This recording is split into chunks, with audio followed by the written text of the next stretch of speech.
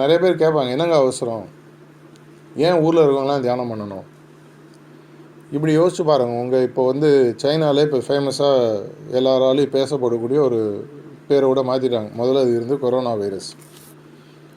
அப்படி இருக்கும்பொழுது இமீடியட்டாக எல்லோரும் என்ன பண்ணுறாங்க, இது வந்து ஒரு பிளேக் மாதிரி சுச்சுவேஷனாக மாறுறதுக்கு முன்னாடி இதை கண்டெயின் பண்ணி இதுக்கு ஒரு ஆன்டிடோட்டை கண்டுபிடிச்சி அந்த எப்படியாவது அந்த வியாதியை ஒழிக்கணும்னு வேலை செய்கிறாங்க. அதே மாதிரி தான் இப்போது ஒரு ஆன்மீக வியாதி உலகத்திற்கு பிடிச்சிருக்கு. ஆன்மீக வியாதின்றத விட ஆன்மீகம் இல்லாத ஒரு வியாதி பிடிச்சிருக்கு. இந்த நேரத்தில் சரியாக இயற்கையை நமக்காக அனுப்பிச்சும் வச்சுருக்கு.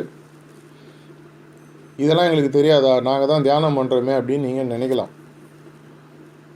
ஆனால் உண்மையான உலக நோக்கை குருநாதர்கள் எப்படி கொண்டு வச்சு வேலை செய்கிறாங்களோ அதே மாதிரி ஒரு உலக நோக்கை வைத்து கொள்ள வேண்டிய ஒரு பொறுப்பு நம்மள்கிட்ட இருக்குது.